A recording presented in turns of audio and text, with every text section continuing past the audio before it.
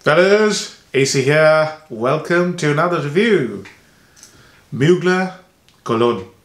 Now this one is well appreciated, well loved. Absolutely everybody talks about this one because this is one of those fragrances that you must have in your collection if you want to smell really classy and sophisticated and people friendly, and if you're on a budget. Yeah, so it's almost indispensable to have this in your collection. Now, this came out in 2001 and the perfumer is Alberto Moreas. Now, Thierry Mugler once went to Morocco. I'm sure he went multiple times, but he bought a very simple Moroccan soap. Now, I imagine there is another soap which is sold in Morocco, which is black soap. It has absolutely no froth. It's been widely acclaimed to have a lot of vitamin E, and I imagine that Moroccan black soap isn't the soap that he bought. And he basically was very inspired by the simplicity of that soap, and that's how Mugler Cologne came into being. There's also a note here which is called the mysterious S note. Some call it the semen note. I don't know what it is, but I'll try and tell you what this fragrance smells like. The moment you spray this, you know that you're smelling a slightly soapy, green, natural smelling fragrance. Very, very easy, very natural, as if you're basically walking on a grassy patch of land. That's how it feels. It's very airy. It's got very beautiful freshness about itself. It's this beautiful lemony, slightly lemony. Nothing is jumping up and down. It's a lemony, fresh, airy, grassy smell. Yeah, very natural. Slightly soapy as well. Yeah, but not as soapy as another fragrance which I reviewed last year. Not as soapy as Prada Amber Purom. This is beautiful. This is amazingly soapy. This is very clean. This is also very clean, but it is not something that smells like man-made. It smells like nature. Airy. Open field. Beautiful grasses. Now, when the fragrance starts to dry down after about half an hour, you will see that this fragrance has a little hint of sweetness. Almost as if now you're in a meadow full of flowers. The gentle sweetness of flowers. The slight floral smell. Little bit of sweetness. That's how it smells in about half an hour. The fragrance becomes slightly more woody and slightly more soapy in its dry down. So the initial bits has this beautiful bergamot and vetiver. The middle stages has this light hint of sweetness, slight florals, indiscreet. I couldn't tell you what florals I'm smelling. And in the dry down is this clean musk and slightly woody petitgrain. So I wouldn't say this is a soapy fragrance. I couldn't say that. The vetiver that has been used here reminds me of another fragrance I've reviewed in the past, and that is Guerlain's Le Boisé. Guerlain Homme Le Boisé. This is vetiver, mojito, and mint. This is very nice. This is again one of those fragrances that you don't have to try hard and you'll impress people. Very beautifully made. But yeah, quite like this one. So, pros and cons. Number one pro has to be that on a budget, you could not find a fragrance that smells this natural. It's very natural, very pleasant, and lovely and beautifully composed. This is probably one of those fragrances that made Alberto Moreas the name that he is today. Beautiful, amazing composition. So that's number one pro. Number two pro is that how easy it is to smell sophisticated and classy. This is the fragrance which actually makes you do that. It's just, you spray it on your shirt, couple behind your neck, and you will leave a beautiful smell, beautiful aura, beautiful trail of a classy man. So it's very classy, very elegant scent.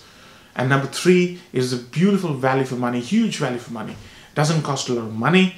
This has been, I think, repackaged. I wouldn't say reformulated. The current bottle looks like this. This is an old bottle. And value for money, you know, if you go retail, you'll probably pay, this is 100 ml EDT, you'll pay probably £40. If you look on eBay or on other discounter sites, you'll probably get it for £20, £28 max. for such little money, it's very hard to find a fragrance that is so good, so well made, so beautifully constructed. Nothing synthetic about it. So for that little money, you'd be hard pressed to find a fragrance that is so beautifully made. So those are 3 pros, if you like. Number 1 downside is the lack of projection. This is a light scent. It leaves a beautiful trail, but sometimes because of high degrees of ISO-E, I believe, it gives you olfactory fatigue. So you will not be able to smell yourself after about 2 or 3 hours. It still is very, very sort of visible, if you like. It's very discernible. But sometimes I spray it on the curtains in my house and walk in after about 5 hours and I can smell it.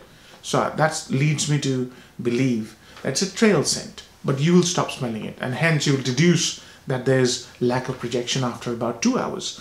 I wouldn't say so, because my experience tells me that people will smell you.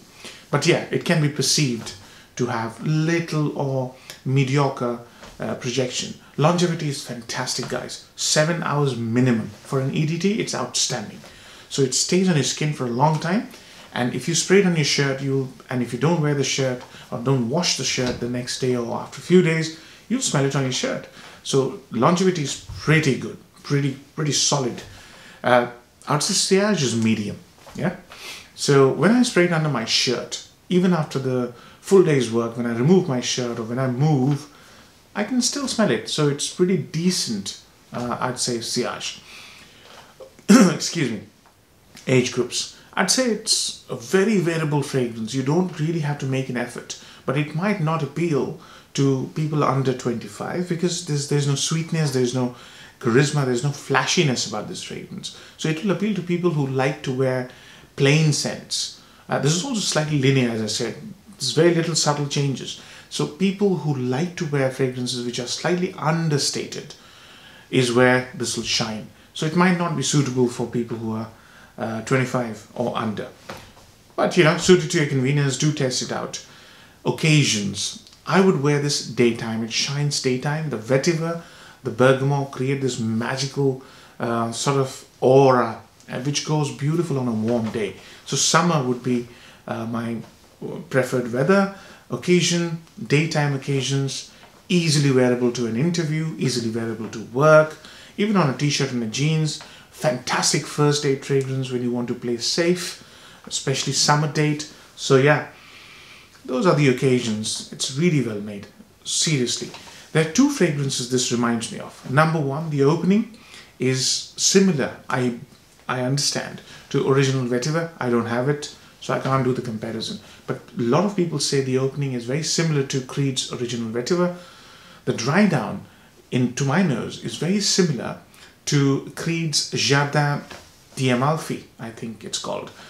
That one, the dry down of that fragrance is very similar to the dry down of Mugler Cologne. Remarkably similar. So that might also help you go for the purchase. So I think I've covered all aspects of the scent. Marks out of 10. Such a beautifully made fragrance, so easy to wear, great value for money. I'm going to give it a 7 out of 10. The only reason I'm giving slightly lower marks is because you might get bored of it. It's a linear scent. After you've worn it about 10-15 times, you might get a little bit bored. You wouldn't want to wear this to clubbing or any other occasions like weddings and stuff like that. So there's a limited variability aspect, but a great office scent, great casual scent when you really want to smell effortlessly elegant. So 7 out of 10. Hope you like the reviews, fellas. Take care. Bye-bye.